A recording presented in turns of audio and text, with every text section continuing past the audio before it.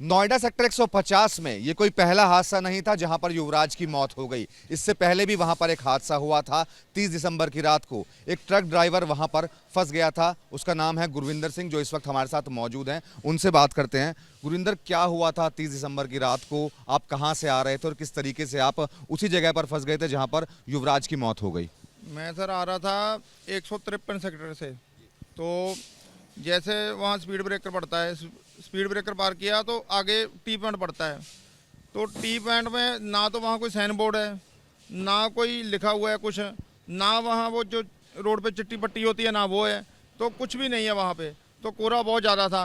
तो जैसे रोड से ठीक 10 कदम पे वो नाला है, तो जैसे मेरी गाड़ी नीचे उतरी मैंने तुरंत हैंड ब्रेक फेंक दी। लेकिन गाड़ी को रुकने के लिए जगह चाहिए, गाड़ी रुकती रुकती रुकेगी तो गाड़ी वो नाला पार कर गई। उसके बाद मैं देखने लगा नीचे उतर के क्या बात होगी। तो मैंने जैसे टायर पे पाँव रखा तो टायर तो फ्रीज आगे वाला, मैं नीचे गिर गया। उसके बाद मैं नीचे गिर गया, मेरे पीछे एक स्कूटरी पे आदमी आ रहा था, लड़का। तो उसने लाइट जगाई, बोला सरदार जी ठीक हो? मैंने बोला हाँ मैं ठीक हूँ। तो मेरे इतना इतना पानी था। तो फिर उसने वो राइडिंग का काम चलता है रात को ज़्यादा, तो उसने अपने दोस्तों को बुलाया और हल्ला मचा के लड़के इकट्ठे किए। तो भाई साहब उन्होंने मुझे 3-3.5 घंटे के बाद मैं निकला वहाँ से। तो मैंने बोला वो लड़के, मुझे पता नहीं पुलिस का बाइक की कब नहीं आई। तो मैंने ये भी बोला कि मेरी गाड़ी में पैसे हैं, आप जेसीबी मंगवा दो, मैं पैसे दे दूंगा बाहर निकल के। बोले कि वो लड़कियों के पास तो जेसीबी का कोई प्रबंध नहीं है, लेकिन पुलिस तो मंगा सकती थी ना जेसीबी। अगर पुलिस चाहती तो क्या नहीं कर सकती थी। अब वो जो लड़का मरा है उसकी वीडियो देखी है मैंने, उसके लिए सब कुछ आ गया वहाँ पे। क्या हम भी इंसान हैं? हमारे लिए कुछ नहीं आया वहाँ पे। पुलिस चाहती तो कुछ भी मंगवा सकती थी, क्या पुलिस के पास क्या नहीं है? तो भाई साहब हमें सुबह रात का मैं 12:30 बजे का ये हादसा है। तो सुबह मैं 3:30-4 बजे बाहर निकला। तो अगर वो लड़के नहीं आते मैं तो मर जाता नीचे, कौन देखता रात को। तो वो लड़कों ने मुझे बचा लिया। तो उसके बाद आगे वो जो जब आप नीचे थे तब लड़के भी इकट्ठे हुए थे। उस वक्त नीचे से आपको पुलिस नजर आ रही थी? पुलिस पहुंच चुकी थी वहां पर? पुलिस तो मैंने जब मैं बाहर निकला तब देखी। मुझे ऊपर कुछ नहीं दिख रहा, कोहरा बहुत था, मैं नीचे था। मुझे तो मेरी आंखों के आगे तो वैसे अंधेरा पड़ा था, इतना पानी ठंडा है, शरीर मेरा पूरा ठर गया था। तो उसके बाद वो अथॉरिटी वाले आते हैं। जब मैं शाम को हम गाड़ी निकालने लगते हैं, अथॉरिटी वाले आते हैं, बोले सरदार जी ठीक हो? मैंने बोला ठीक हूँ। बोला सरदार जी हमारा ये कौन देगा इसका नुकसान? मैंने बोला यार तू ठीक है ऐसे आदमी, मैं मरने से बहुत मुश्किल से बचाऊँ, ये तुम लोगों की गलती है।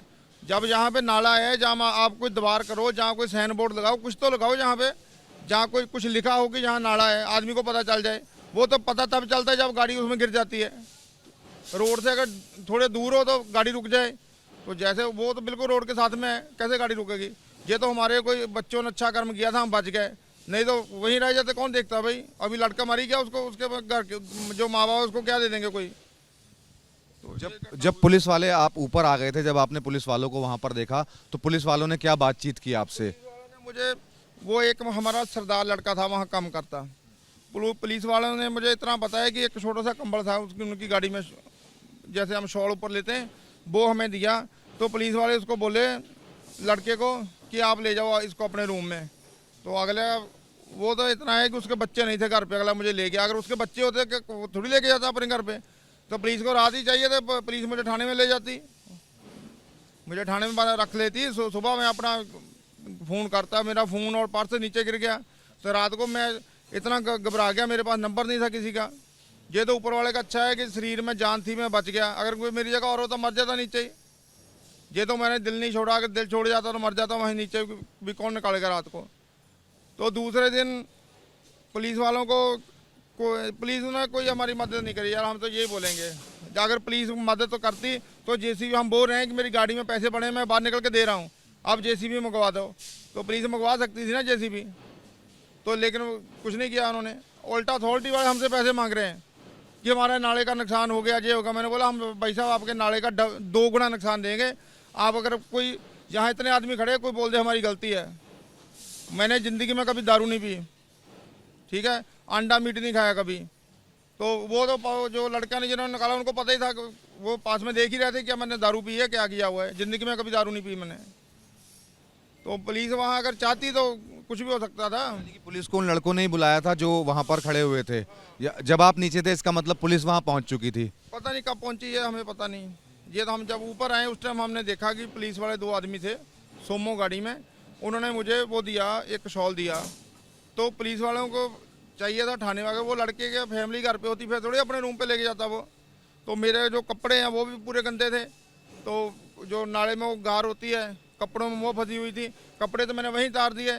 तो उसके बाद उस लड़के ने मुझे एक पजामी दी, यहाँ घुटने तक कराई मेरे वो, तो उसने शॉल दे दिया। पूरी रात यानी बगैर कपड़ों से रहा मैं। अगले दिन 3 बजे जाके मैं गाड़ी के पास आया दोबारा, फिर अगले दिन 10 बजे, मैं 9 बजे लड़का मुझे थाने छोड़ा। फिर पुलिस वालों को मैंने बोला कि मुझे जहाँ से मेरी गाड़ी लोड हुई है वहाँ लेके चलो। वहाँ एक गाड़ी हमारी और लोड हो रही थी, वहाँ गया, वहाँ से मैं ड्राइवर दूसरा लेके आया साथ में, उसने फिर मेरे कपड़े निकाले, फिर मैंने कपड़े पहने। रात को 12 बजे का 12:30 बजे का हादसा है। अगले दिन 3 बजे मैंने अपने शरीर पर कपड़ा पहना। तो अगर पुलिस वहाँ चाहती तो 10 मिनट में निकल जाता आदमी। यार क्या नहीं है, सरकार के पास तो बहुत सारे साधन हैं। अगर पुलिस वाले चाहते तो 10-20 मिनट में निकाल लेते मुझे। ट्रक आपका अपना है या आप किसी और का चलाते हैं? ड्राइवरी कर रहा था किसी का। ड्राइवरी कर रहे थे। हाँ। तो आपके मालिक को ये बात कब पता चली फिर? मालिक को मैंने सुबह बोला तो मालिक ने भी हमारे ने कोई सपोर्ट नहीं करी हमारी। मेरा फ़ोन भी नीचे गिर गया, पैसे भी नीचे गिर गए, सबको नीचे गिर गया। तो हमारा मालिक बोल रहा है कि तुम लोग क्यों चले वहाँ से। तो जब अगला गाड़ी रात को जो पार्टी है जब कागज देगी तभी तो चलेंगे। जब उन्होंने मुझे बिल पेपर दिए तो मैं चला। तो लेकिन मालिक ने हमारे ने कोई सपोर्ट नहीं करी हमारी। ना होता है हरे रंग का बोर्ड लगा होता है, कहीं टेप लगी होती है तो लाइट में वो चमक जाती है। अगर वहाँ भी कुछ लगा होता तो जबराज क्या मेरी गाड़ी भी नहीं गिरती वहाँ पे।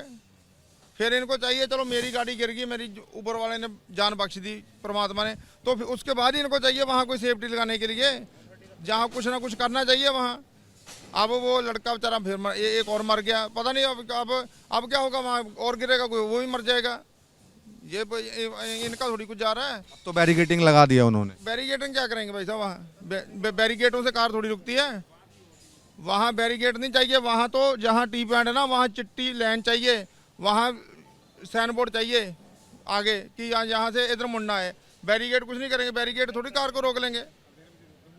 बैरिकेड कार को कैसे रोक लेंगे, ट्रक को कैसे रोक लेंगे। वहाँ बैरिकेड नहीं चाहिए, वहाँ तो साइन बोर्ड चाहिए, वहाँ लिख के। दूसरा नंबर वहाँ फुटपाथ चाहिए, अगर गाड़ी कोई हिट होती है तो फुटपाथ में बच के रुक जाए। अगर वहाँ फुटपाथ बना होता तो हमारी गाड़ी नाले में नहीं गिरती, फुटपाथ पे रह जाती। वो कार है जो गिरी, अगर वहाँ फुटपाथ बना होता तो गाड़ी वहाँ अट जाती, रुक जाती, आगे नीचे नहीं जाती। ये तो उनकी अथॉरिटी वालों की कमी है। और वहाँ उनको ये जो आप बोल रहे हो बैरिकेडों से कार थोड़ी रुकती है, जहाँ ट्रक रुकता है। वो तो अगर ट्रक बैरिकेड में आ जाए वो भी ले जाएगा उसको नीचे। तो उसमें नीचे वो आदमी बोल रहे थे कि वहाँ सरिये थे इतने, वहाँ पिल्लर थे ना जो, तो इतना 6-6 सूत के सरिये थे। वो तो हमारी किस्मत अच्छी कि हम ऐसे गिर गए। अगर हम यहाँ मैं गिरा हूँ, मेरे इतनी पीछे सरिये थे ऐसे खड़े 5 ऊपर को, तो अगर सरियों में गिर जाता तो मेरे बच्चों को उठ जाता भाई। हमारा मालिक थोड़ी देता। जिस मालिक ने हमें पूछा ही नहीं है कि तुझे चोट तो नहीं है, वो हमारे बच्चे पाल देता हमारे। तो इस बयान को सुनकर आपको ये साफ तौर पर समझ में आ रहा होगा कि अथॉरिटी की कितनी ज़्यादा बड़ी कमी थी। जब ये ट्रक ड्राइवर वहाँ पर फंसे उसके बाद किसी तरीके से आसपास के लोगों ने ही इन्हें निकाला, पुलिस ने कोई बहुत ज़्यादा मदद नहीं की और अगले दिन अथॉरिटी के लोग इनके पास पहुँचते और इन्हीं से पैसों की डिमांड करते हैं क्योंकि उनकी एक दीवार टूट गई थी। अगर जो ये ट्रक से हादसा हुआ था तभी अथॉरिटी ने कुछ समझ ली होती और वहीं पर कुछ प्रॉपर इंतजाम किए होते, रिफ्लेक्टर लगाए होते या फिर कोई और चीज़ें लगाई होती तो युवराज की जान बच सकती थी, लेकिन ऐसा नहीं हुआ। युवराज मौत के मुंह में समा गया। तो आखिरकार कौन जिम्मेदार है इन हादसों का? Manoj Verma, ABP news, Ghaziabad.